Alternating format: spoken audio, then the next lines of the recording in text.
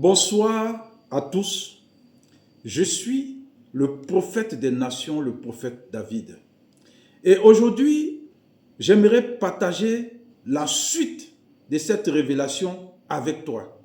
Écoutez, pour de la politique, des gens, en une heure, ils ont au moins 10 000 vues. La politique, il ne sert à rien parce que c'est un mensonge, c'est de la roubladise. Mais les gens mettent leur vie en jeu pour des politiciens, même pour la politique. Et quand ils ont un problème très sérieux, alors ils se tournent vers Dieu. Donc moi, ce soir, je vais aller vers la finalité. Dieu. Qui est le Dieu de la Bible?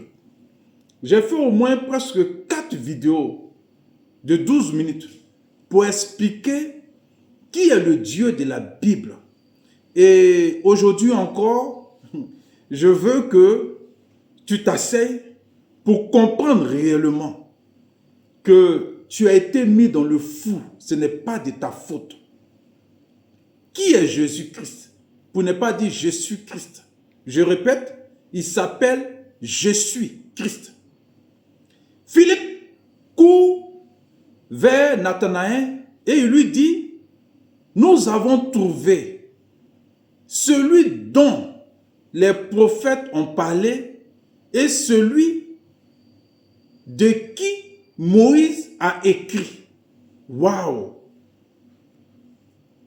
Je répète, Philippe va dire à Nathanaël, nous avons trouvé celui, une seule personne, dont tous les prophètes ont rendu témoignage et dont Moïse a écrit de lui. Moïse a écrit de lui.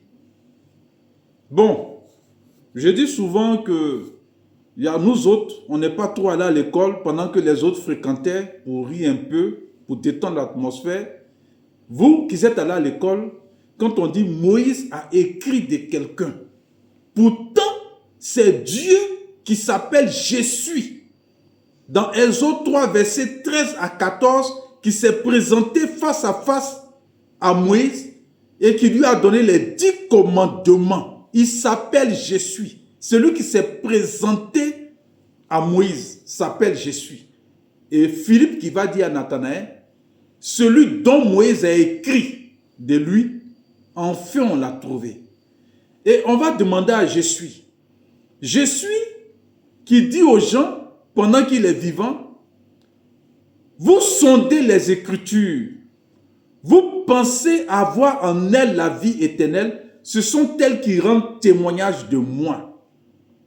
Si vous croyez Moïse, vous me croirez aussi parce que Moïse a écrit de moi. Bon, pour ceux qui sont à l'école, ça veut dire quoi?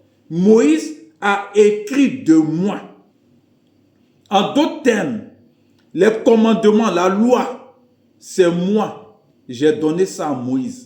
Exode 3, versets 13 à 14. Moïse a écrit de moi. Si vous croirez Moïse, vous me croirez aussi parce que Moïse a écrit de moi. Et Zacharie qui dit, réjouis-toi Jérusalem, fille de Sion, ton roi vient vers toi. Il rentre dans la ville de façon humble, avec justice. Il est assis sur un âne, un petit âne, et il rentre avec humilité dans Jérusalem. Ça, c'est Zacharie 9, verset 9.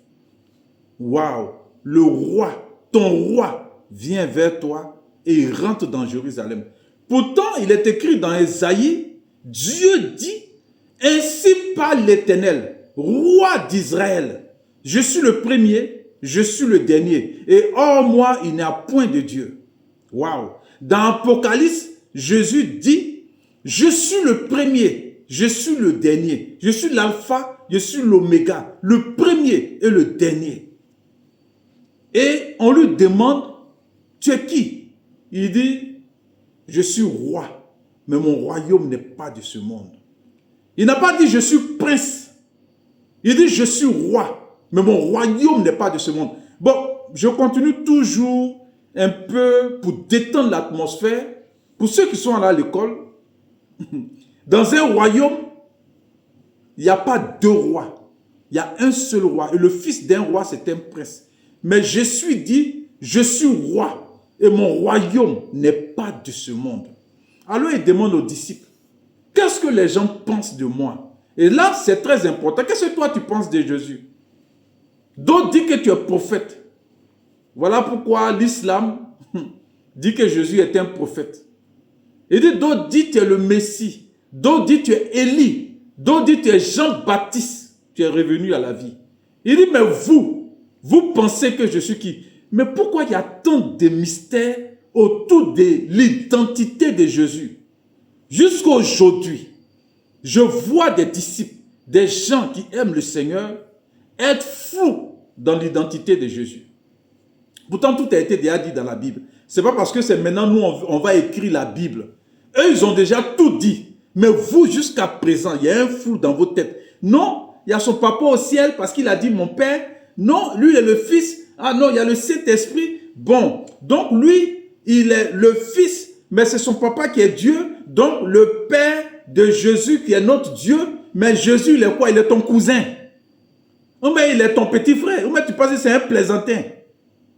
Waouh! Même les disciples qui ont marché avec Jésus, il leur a demandé, vous pensez que je suis qui? Parce qu'au fur et à mesure, il faisait sortir son identité un peu. Il n'a pas fait sortir son identité sur place. Alors ils vont lui dire, tu es le fils de Dieu. Il dit, waouh! Ce que vous savez là, ça ne vient pas des hommes, mais c'est le Père qui vous a révélé cela. Alors donc, on se limite, il est fils de Dieu. On est d'accord? Il va encore un peu devant avec eux. Jean 14, Thomas va lui dire, nous ne savons pas où tu vas. Pardon, comment pouvons-nous en savoir le chemin? Jésus lui dit, si vous me connaissiez, vous connaîtrez aussi mon Père. Et dès maintenant, vous le connaissez et vous le voyez. Pourtant, tu nous as dit que tu es le Fils de Dieu. Humainement parlant, physiquement, ça veut dire que Dieu est là et puis toi, tu es son fils. Mais lui parle de façon spirituelle. Vous parlez des fils de Dieu de façon physique. Comme si David a fait un enfant et puis c'est son fils. Non, ça n'a rien à voir. Mais si tu es le fils de Dieu, aujourd'hui on te dit, montre-nous ton papa. Mais tu dois faire padadan et puis le ciel s'ouvre. Et puis le papa est là-bas. Mais c'est là que tu nous dis que si vous me connaissiez, vous connaîtrez aussi mon Père. Et vous qui me voyez, vous avec qui je parle, vous le connaissez et vous le voyez. Waouh! Qui est Jésus? Qui est l'identité? Quelle est l'identité réelle de Jésus? Alors les mêmes disciples, il finit d'être crucifié à la croix. Il vient les retrouver, il fait des miracles, il les envoie et maintenant ils comprennent. Parce qu'il a dit, je parle en parabole aux autres parce que le mystère du royaume des cieux leur sont cachés. Mais à vous, je vous parle ouvertement. Alors c'est là maintenant ils découvrent l'identité qui a été cachée, qu'il avait cachée. Au fait, c'est lui qui est Dieu. 1 Jean 5, verset 20 à 21, nous savons que le Fils de Dieu est venu et qu'il nous a donné l'intelligence. Il faut répéter avec moi l'intelligence. Si tu ne t'assois pas à chaque fois pour réfléchir, tu ne peux pas découvrir ce mystère, ce puzzle. Il nous a donné l'intelligence pour connaître le véritable. Et nous sommes dans le véritable en son Fils Jésus-Christ. C'est lui qui est le Dieu véritable et la vie éternelle. Expliquez-moi ce verset. Et s'il vous plaît, expliquez-moi Jean 1, verset 1. Au commencement était la parole. Et la parole était avec Dieu et la parole était Dieu. Point. Donc tout le monde est d'accord, selon Jean 1, que la parole est Dieu. On est d'accord? Verset 3. Toutes choses ont été faites par elle, qui est la parole qui est Dieu. Et rien de ce qui a été fait n'a été fait sans elle. Waouh! Verset 14, c'est ce qui est intéressant. Et la parole a été faite chair, pardonnée, avec toute humilité. Enseignez-moi. Expliquez-moi ce verset. J'ai besoin d'être enseigné. Pour celui qui est en train de dire que parce que je révèle au monde entier, parce que j'ai été envoyé pour une mission, révéler au monde entier l'identité de Jésus-Christ, c'est dans la Bible. Mais vous lisez une partie de la Bible et vous ne lisez pas la fin. C'est comme quelqu'un qui est petit, il grandit, Au lieu de voir quand il a grandi ce qu'il a dit, il est toujours en train de parler de quand il était petit. Il a caché son identité jusqu'à ce qu'il parte à la croix et après il a révélé maintenant réellement son identité. Mais même avant la croix, il parlait. Je suis roi. Es-tu le roi des Juifs? Je suis roi. Mais dans ce royaume, lisez, c'est quoi un royaume? Dans ce royaume, il n'y a pas deux rois, il y a un seul roi. Mais Jean 1 verset 14 dit, et la parole a été faite chair et elle a habité parmi nous. Nous avons contemplé sa gloire comme étant la gloire du Fils. Waouh! Au lieu de voir la gloire de Dieu, au lieu de voir Dieu lui-même, on l'a pris comme le Fils de Dieu. Or, c'est Dieu lui-même. Le monde a été fait par elle, mais le monde ne l'a point reconnue. Waouh! Elle était dans le monde. Pourtant, le monde a été créé par elle, la parole. Mais quand tu prends Apocalypse, la Bible nous dit que la parole, c'est Jésus, c'est une personne. Ça qu'on sait, il appelait les enfants, il appelait les hommes mes enfants. Pourtant, il avait 30 et quelques ans. Mais ils étaient vieux, il disait mes enfants, mes petits-enfants. Ce n'est pas un humain. Il marchait sur l'eau. Ce n'est pas un homme, ce n'est pas un humain. Il a pris l'apparence d'un homme. C'est Dieu fait chair.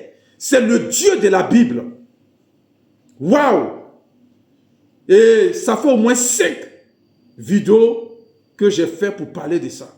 Regardez, quand je parle avec une force, je parle avec une âne. Parce qu'on nous a tellement égarés. Avec la Bible en main, on nous a égarés avec la Bible. Si on ne nous avait pas égarés avec la Bible, j'allais être joyeux pour expliquer. Mais ce que je suis en train d'expliquer là, tellement beaucoup ont été égarés, ils vont se mettre là-dessus. Jésus a dit les fils de Dieu. Jésus a dit les fils de Dieu. Donc Jésus n'a jamais dit les rois. Dites-moi, Jésus n'a jamais dit les rois. Jésus n'a jamais dit les rois. Thomas, il est bien placé. Il n'a pas appelé Jésus mon Seigneur, mon Dieu. Les disciples n'ont pas dit que Jésus est Dieu. 1 Jean 5, verset 20. Thomas ne s'est pas mis en genoux. Quand Philippe lui a demandé, quand Thomas lui a demandé le même Thomas, dans Jean 14, verset 5, il n'a pas dit, pourquoi tu veux que je te montre mon Père? C'est moi, je suis là. Je suis dans le Père en moi. Moi, David, là, mon âme, mon esprit, ils sont en moi. Donc, je m'appuie sur mon corps pour parler. Mais sinon, mon âme en moi. Donc, quand on dit, il est assis à la droite de Dieu, c'est façon spirituelle. Ce n'est pas physique. Il n'y a pas droite, il n'y a pas gauche au ciel. Waouh! Réveillez-vous. Vous avez été garés dans les églises. Jésus-Christ est le Dieu de la Bible. Et quand je suis allé au Bénin, on m'a demandé, comment tu as fait? Et puis personne n'a pu te tuer. Je leur ai dit, personne ne peut me tuer en sorcellerie, c'est impossible. Parce que je sais qui est Dieu et je connais son nom. Waouh! C'était le prophète des nations, le prophète David. Jésus-Christ est le Dieu de la Bible, est le Dieu des chrétiens. Si tu t'es limité à fils de Dieu, ça te regarde. Si tu t'es limité en Seigneur Sauveur, ça te regarde. Mais moi, je suis allé très loin. Je suis le Dieu de la Bible. Soyez bénis.